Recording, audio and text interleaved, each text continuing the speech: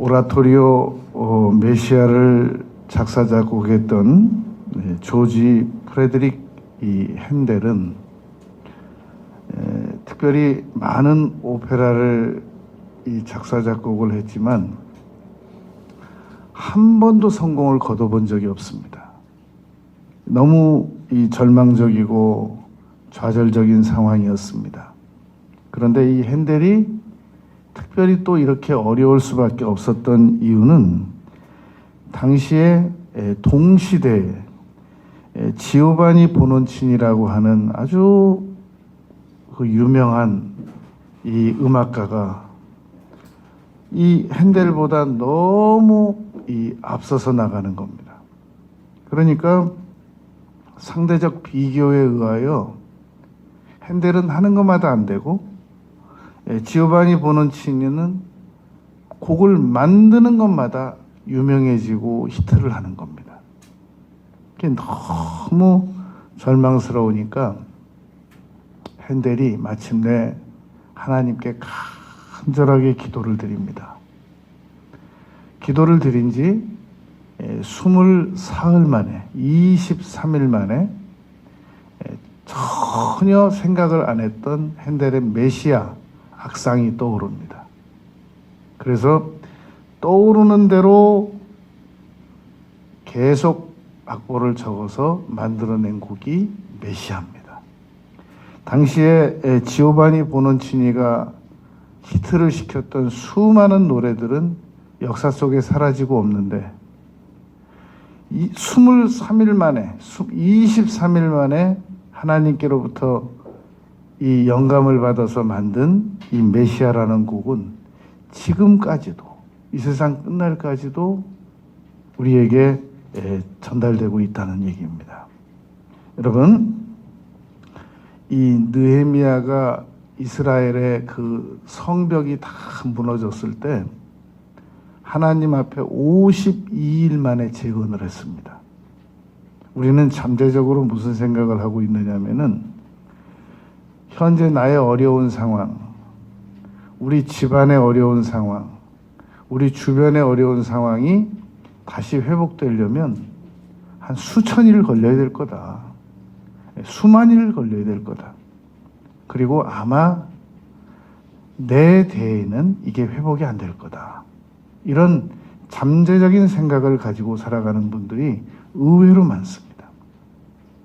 그러나 오늘 본문 말씀 시편 81편 10절 말씀처럼 하나님 앞에서 분명히 입을 크게 열고 하나님을 전적으로 의지하게 되면 놀라운 회복과 성취가 일어나게 됩니다.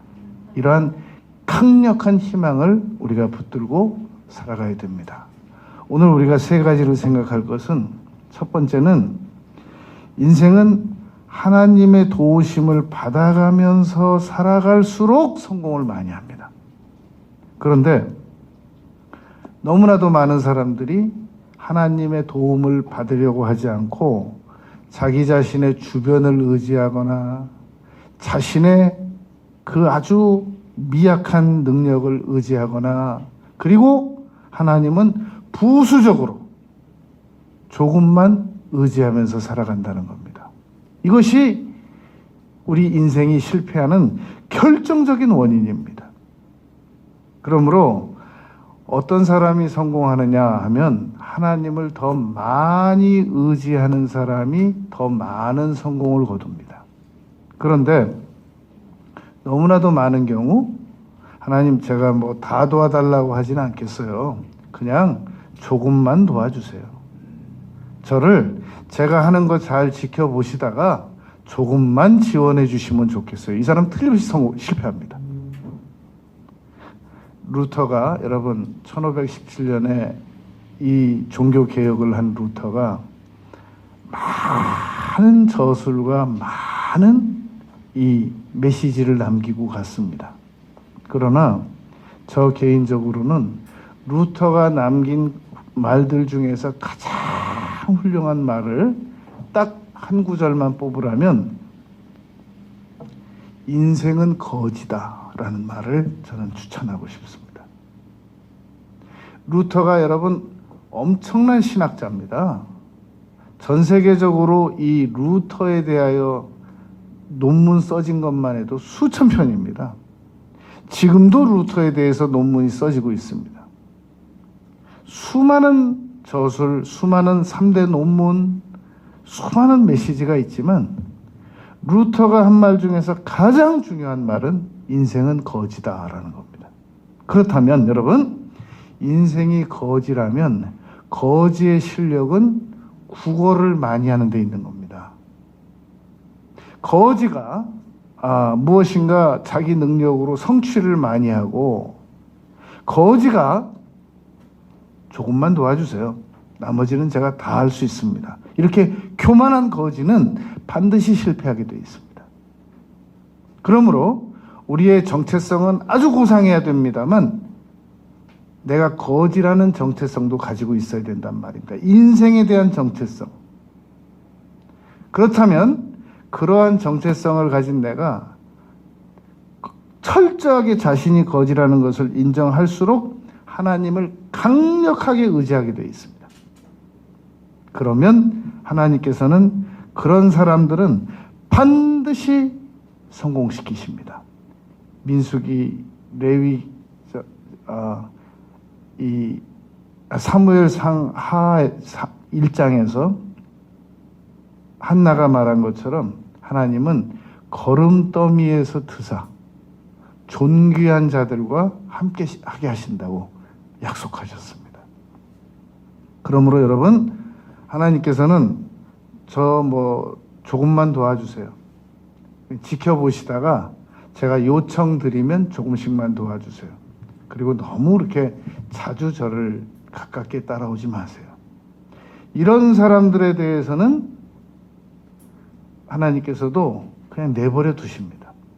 그러나 정말 절박하게, 하나님, 저는요 하나님의 도우심이 없이는 살아갈 수가 없습니다. 저는 어떤 능력으로도 저는 성공할 수도 없고, 저를 내버려 두시면 저는 정말 비참해질 존재입니다. 그러므로 하나님, 저를 꼭 도와주세요. 이게 입을 넓게 여는 겁니다. 여러분, 입을 넓게 여는 거는 제가요 기본 능력이 있는 사람입니다. 저희 레벨도.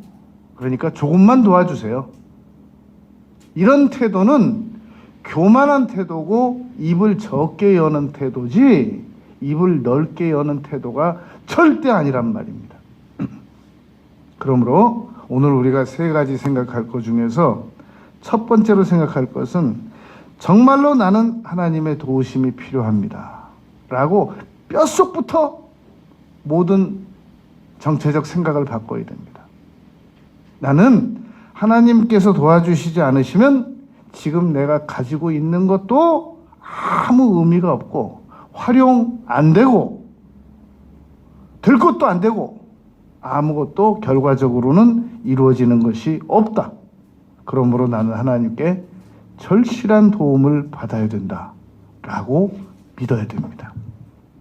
두 번째, 그런데 이 오늘 본문 말씀에 보면 입을 넓게 열지 않는 이유가 있다는 겁니다. 보세요. 10절에 보면 나는 너를 애굽 땅에서 인도하여 낸 여호와. 여러분, 당시의 애굽 땅은 지금 미국 땅에서 건져내는 것보다 어려워요. 당시의 애굽은 누구도 애굽에서 못 건져 나옵니다. 그런데 애굽의 바로의 손에서 하나님께서는 인도해 내셨습니다. 35년 된 이 민족을 건져내는 것도 여러분 원폭을 투하해서 건져냈습니다. 350년 된 사람들을 어떻게 건져내냔 말이죠. 430년 된 사람들을. 430년이나 된 이스라엘 민족을 애굽에서 건져내신 하나님은 정말 강력한 분이란 말입니다. 그런데 내가 너를 애굽 땅에서 인도하여 낸 여호와 내 하나님이 내 입을 크게 열어라. 열기만 하면 내가 채우리라고 하였으나, 그게 중요해요. 하였으나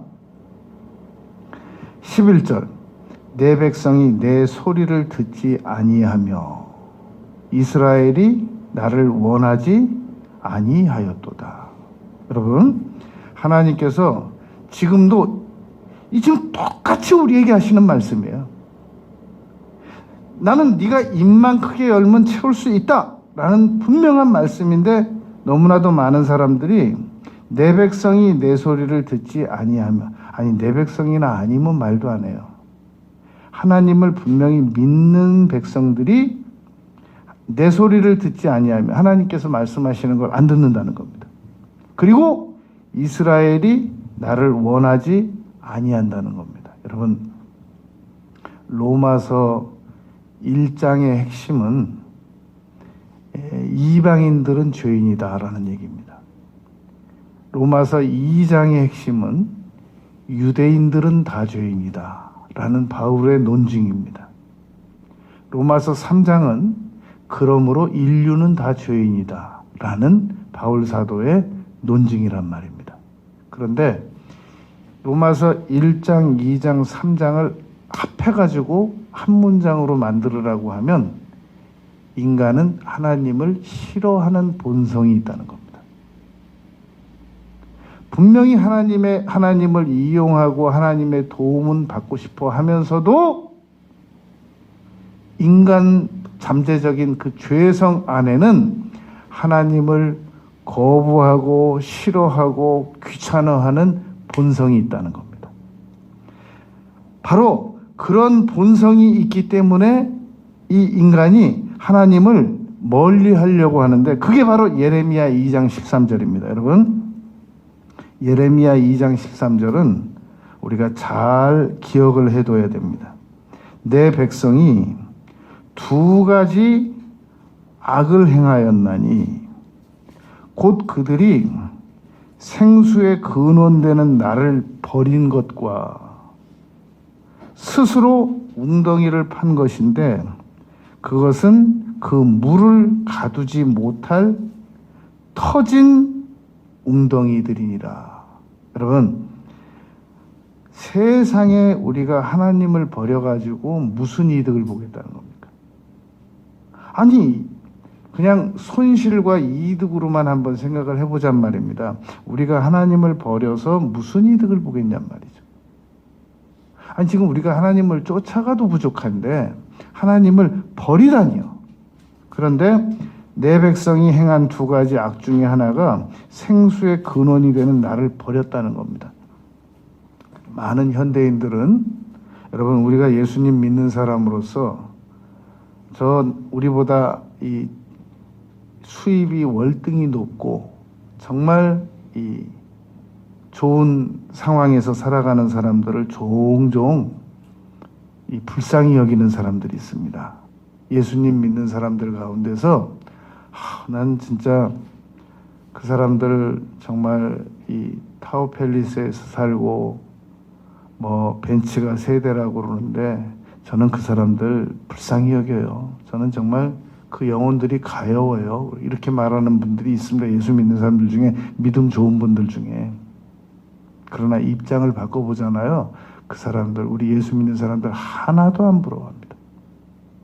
그리고 더 정확하게 말하면 이 세상에서는 우리 예수 믿는 사람들이 그 사람들을 불쌍히 여길 처지가 못 됩니다. 그 사람들은 틀림없이 우리보다 지금 과학적으로, 환경적으로 나은 생활을 하고 있는 중입니다. 그런데 어떤 면이 그분들이 우리보다 부족하느냐? 바로 예레미야 2장 13절입니다. 그 사람들은 두 가지 악을 행하고 있는 중인데, 하나는 생수의 근원이 되는 하나님을 과감하게 버립니다. 왜냐하면 너무 환경이 좋으니까. 그 점이 바로 우리보다 못한 점이라는 겁니다. 극명한 차이를 내자면 그렇단 말입니다. 그렇다면 반대로 바꿔보면 우리의 가장 큰 힘이라고 하는 것은 생수의 근원이 되는 하나님이 우리와 함께 계시고 있다는 중이라는 겁니다. 함께 계시는 하나님에게 왜 구걸을 안 하느냐고요. 자기의 정체성 신분이 거지라는 걸 몰라서 그러는 거예요. 이것만 오늘 우리가 깨달아서 바꿔버리면 우리의 남은 인생은 여러분 놀라운 변화가 다가옵니다. 나는 거지다. 하나님께 나는 그러므로 다른 사람보다 적극적으로 구걸을 할 것이다. 죽는 날까지.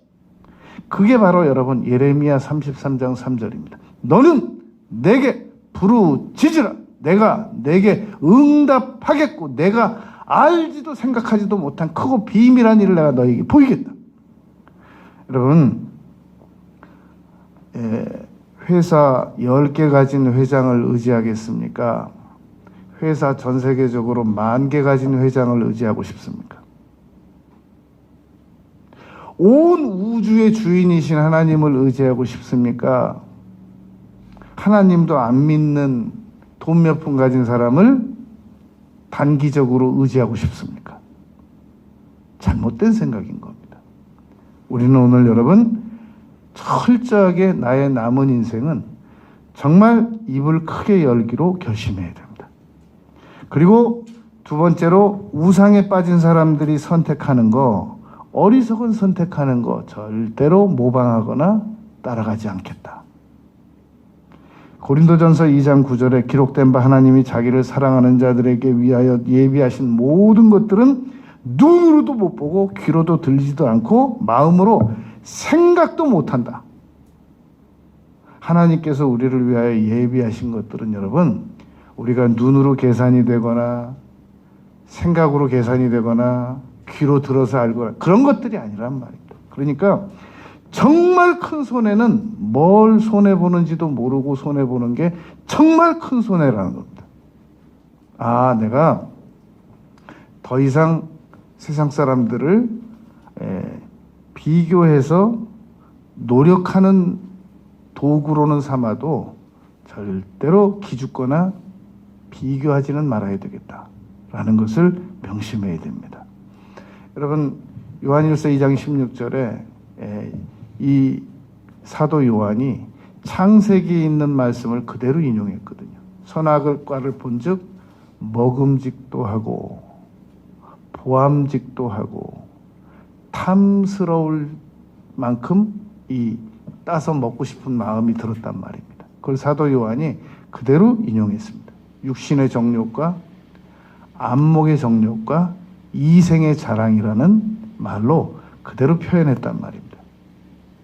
이 세상에 있는 것들은 여러분 육신의 정욕과 안목의 정욕과 이생의 자랑적인 것들인 겁니다. 그건 우리가 다스려야 하는 것들이지 우리가 끌려가야 하는 것들이 아니란 말입니다. 우리 인생은 창세기 1장 26절, 27절, 28절에서 하나님께서 우리를 다스리는 능력을 주셨단 말입니다.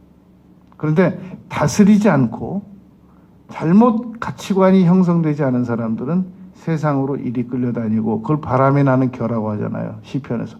저리 끌려다니고 그리고 나중에 돌아와 보면 하나님께서도 물론 탕자처럼 받아는 주시지만 너무나 많은 에너지와 시간이 가버리고 난 다음이란 말입니다. 굳이 그걸 낭비할 필요가 뭐가 있냔 말이죠. 그래서 여러분 세 번째로 우리가 해야 될 일은 빨리 하나님께 돌아와서 입을 넓게 여는 겁니다. 아, 내가 태도를 바꿔야 되겠다. 이 애티튜드, 태도를 바꿔야 되겠다. 여러분 영어에 어떤 단어도 A는 1, B는 2, C는 3, D는 4, E는 5 이 숫자를 1, 2, 3, 4로 해가지고 알파벳에 어떤 숫자도 대입하면 100 안 나옵니다. 한번 집에 가서 해보시기 바랍니다. 애티튜드는 이 알파벳 숫자를 대입하면 정확하게 100이 나옵니다. 이 태도가 사람에게 태도는 너무너무 중요하다는 겁니다. 태도가 분명하면 현재 어떠한 열악한 상황에 있다고 할지라도 환경은 광속도로 바뀔 수 있습니다. 그러나 현재 아무리 좋은 태도를 가지고 환경을 가지고 있어도 태도가 잘못되면 광속도로 그 환경이 무너질 수 있단 말입니다. 우리의 가장 올바른 태도는 성경으로 돌아오는 겁니다. 그래서 입을 넓게 여는 겁니다. 그래서 이 13절, 14절 말씀에 보면은 내 백성아 내 말을 들으라. 이스라엘아 내 도를 따르라. 그리하면 내가 속히 그들의 원수를 누르고 내 손을 들려 그들의 대적을 치리라.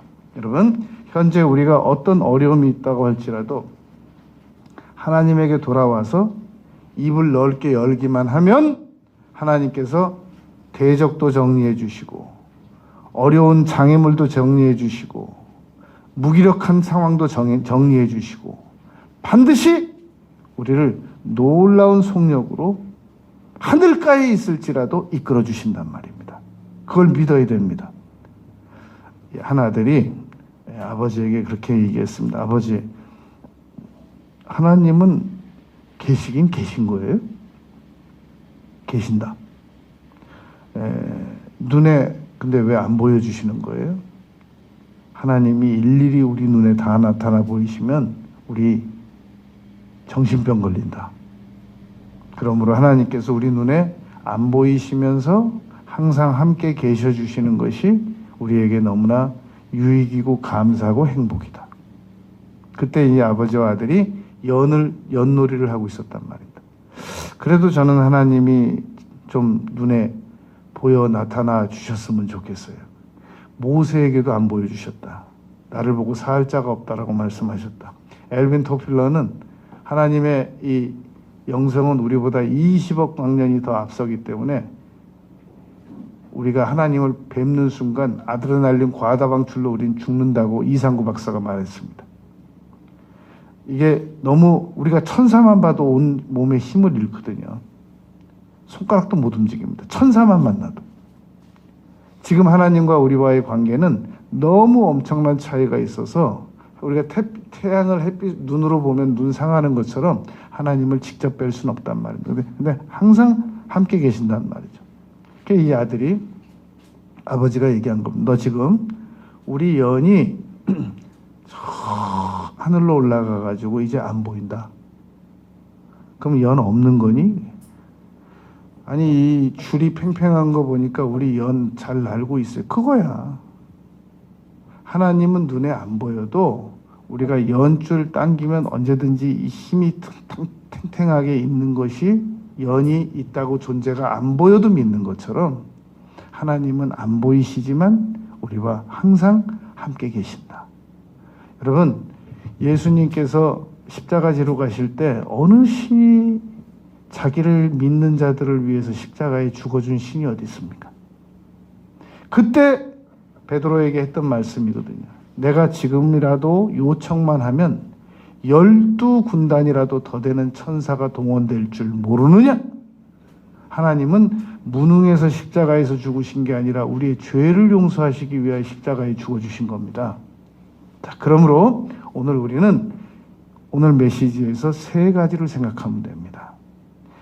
첫째, 나는 하나님의 도우심을 더 많이 필요하기 위해서 이제 정말 적극적으로 입을 열 것이다.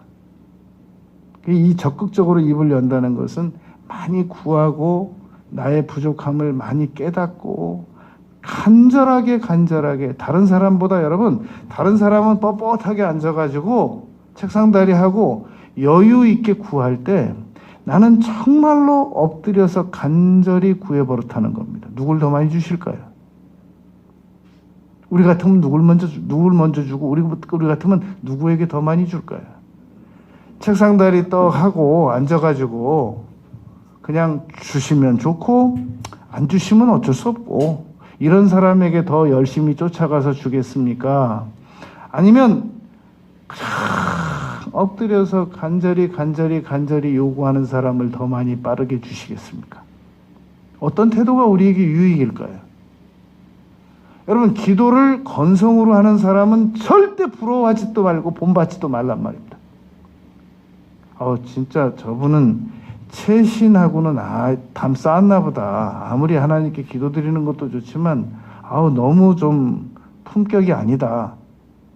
여러분, 이 세리가 가슴 치면서 통곡하니까 예수님께서, 그리고 바리새인은 아주 서서 저 말입니다. 일주일에 2번 금식합니다. 세리가 더 옳다함을 받고 내려갔느니라 그러잖아요.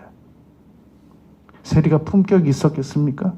그렇다고 막 품격 없이 막 아무 데서나 막 사람들에게 거부감 줘가면서 막 그냥 그렇게 기도드리라는 얘기는 아닌 겁니다. 간절함을 가지라는 겁니다. 나는 입장이 남다르다. 나의 현실은 다른 사람하고 나의 입장이 다르다. 나는 하나님의 도우심이 필요하다. 나는 정말 칼급하다. 이게 바로 입을 넓게 여는 태도라는 겁니다. 그리고 두 번째가 자신을 비롯하여 주변을 의지하고 하나님을 덜 의지하는 거. 이걸 우상이라고 했어요. 우상은 여러분, 탐심은 곧 우상숭배라고 그랬잖아요. 그러니까 하나님보다 더 많이 의지하는 게 우상이란 말입니다. 우상을 포기하는 겁니다. 그리고 하나님께로 다시 돌아오는 겁니다. 그래서 입을 넓게 여는 겁니다. 반드시 결과가 좋게 되어 있습니다. 사람은 어떠한 환경일지라도 희망의 끈을 강력하게 붙잡아야 됩니다. 히브리서 2장 1절 흘러 떠내려가지 아니함이 옳으니라. 희망을 절대 놓치면 안 됩니다. 그래서 강하게 붙잡고 그리고 시선을 빼앗기지 말아야 됩니다. 베드로가 예수님 바라보다가 파도 바라보다가 빠졌잖아요. 어찌하여 의심하였느냐 그러잖아요. 하나님을 계속 붙잡고 하나님 절대로 나의 남은 인생은 하나님 놓치지 않을 겁니다. 희망을 붙잡을 겁니다. 이 희망의 끈을 붙잡기 위해서 저는 입을 넓게 열 겁니다. 나의 남은 인생은 놀랍게 변화될 줄 믿습니다. 믿고 의지하고 따라 나가는 우리 모두가 되시길 바라겠습니다. 아버지 하나님, 저희들이 남은 인생에 있어서 강력한 희망을 붙들고 살아가겠습니다. 예수님 이름으로 기도드렸습니다. 아멘.